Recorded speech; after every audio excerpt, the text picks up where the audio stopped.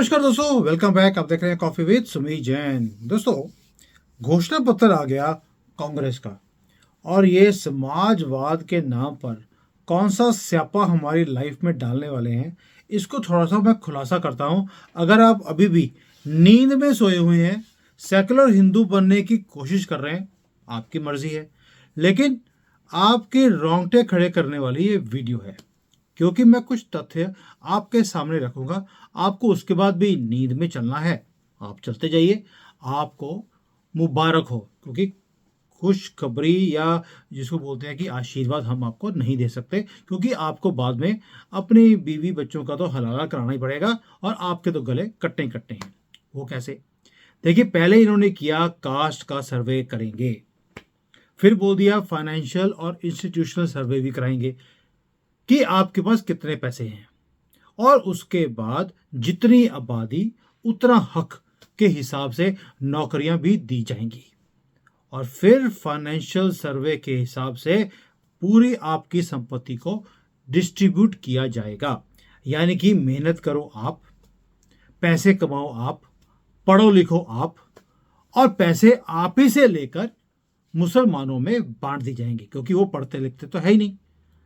मदरसों में जो सड़क छाप किताबें पढ़कर वो ऊपर बड़े होते हैं, उसमें कुछ भी सिखाया नहीं जाता। उसमें एक ही चीज़ सिखाई जाती है, आपको जिहाद करना है अल्लाह को खुश करने के लिए। और जिहाद का मतलब है आपकी बहू बेटियों को कैसे उठाकर लेके जाना है, उनको कैसे फंसाना है, कैसे उनसे धर्म परिवर्तन करवाना है, और आपको साइबर क्राइम से कैसे आपके पैसे लूटने हैं। तो राहुल गांधी ने बता दिया कि अब हम ऑफिशियली भी हमें साइबर क्राइम करने की जरूरत नहीं है।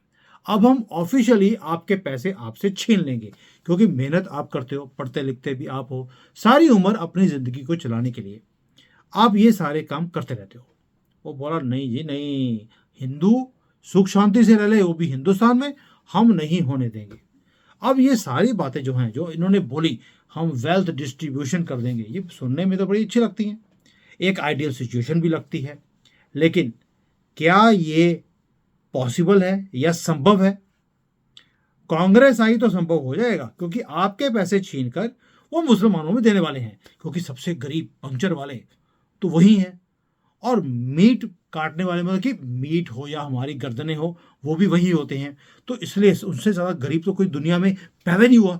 1400 सालों से गधों पे आए थे, गधों पर ही रह रहे हैं आज भी, इसलिए उनको तो वेल्थ देनी बहुत ज़रूरी है। जैसे हमारी मंदिरों के भी सारे पैसे मस्जिदों के ऊपर ही जाते हैं उनके रख रखाव के लिए, कर्नाटका में आपने देख लिया।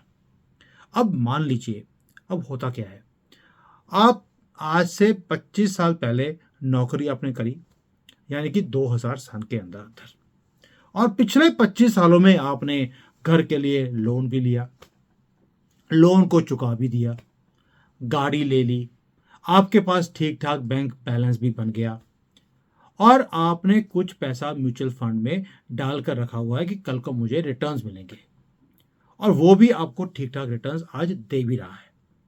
प्रोविडेंट फंड में भी आपके पास थोड़े बहुत पैसे होंगे ही होंगे।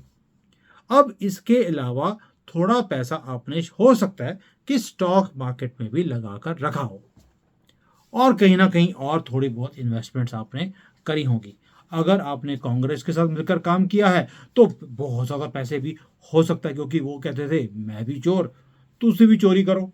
तो अगर आप सरकारी नौकर रहे हैं कांग्रेस के टाइम पर, तो अच्छे कैसे पैसे आपके पास होने चाहिए। ये सब जोड़ दिया जाए तो आप भारत के अंदर 90% लोगों से ज़्यादा अमीर माने जाएंगे, है कि नहीं? यस।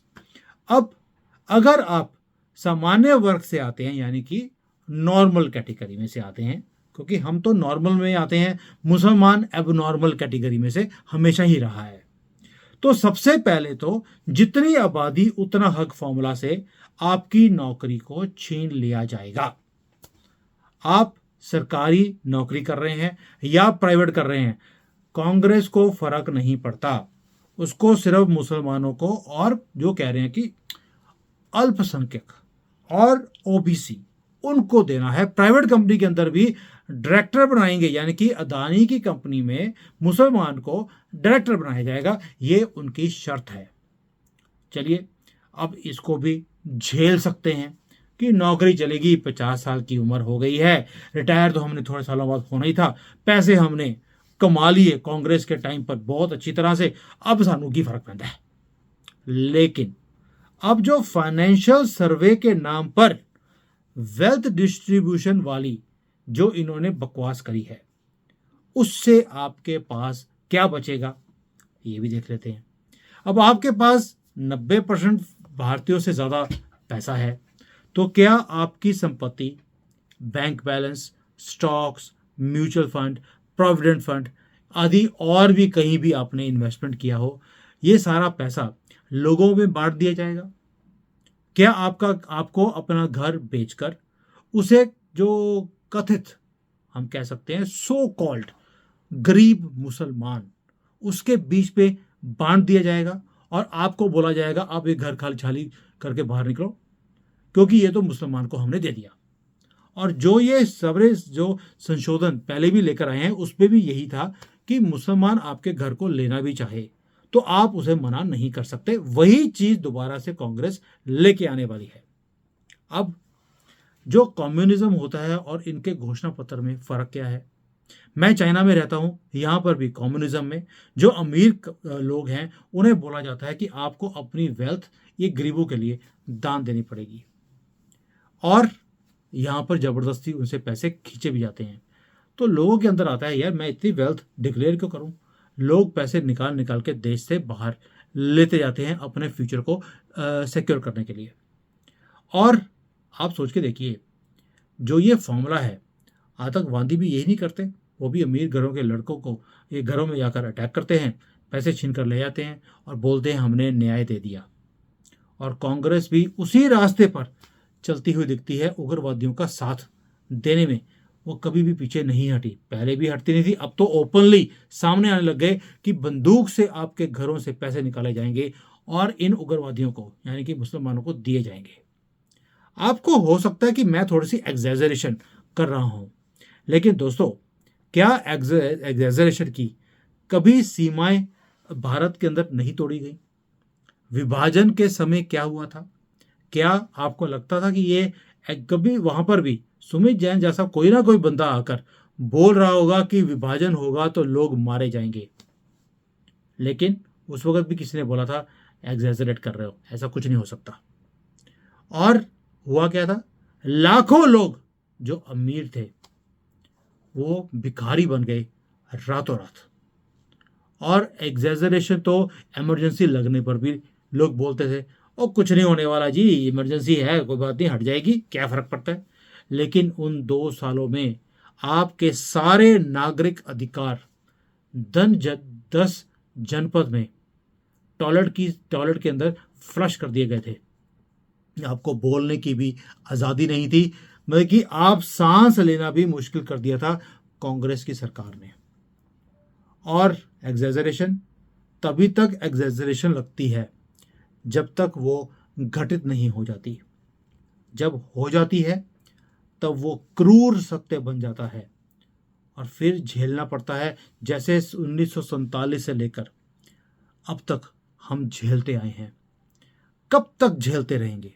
मेरा सवाल आपसे एक ही चीज का है, क्या आपको नहीं लगता कि ये जो काम कर रहे हैं ये एजेंडा किसी और का बनाया हुआ है, जो इनको दिया गया है ताकि एक चीज करो कि भारत के टुकड़े कर दो और भारत दोबारा से जैसे आज आंख में आंख डालकर बात करता है सारी दुनिया के साथ, बेशक वो अमेरिका हो, चाइना हो, वो पाकिस्तान हो, हम परवाह ही नहीं करते।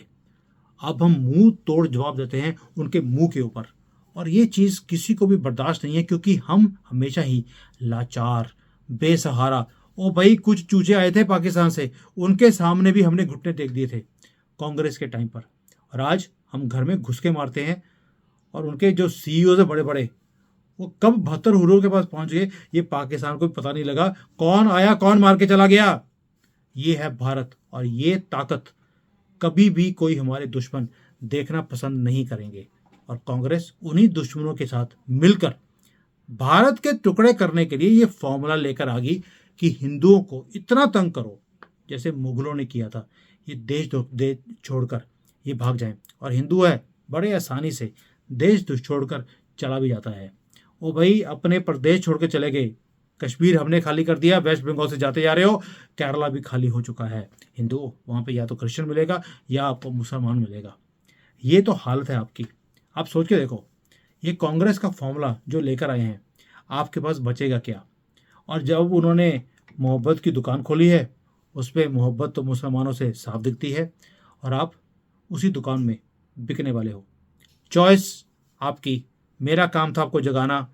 एग्जैजरेशन आपको लगती है, वक्त आने पर मैं ही पूछूंगा आपको कैसी रही। जय Hind, Vande Mataram. Hi there. If you liked the video, please don't forget to smash the like button, subscribe to our channel, and activate the bell icon so that you receive all notifications whenever we upload a new video. Thanks for watching.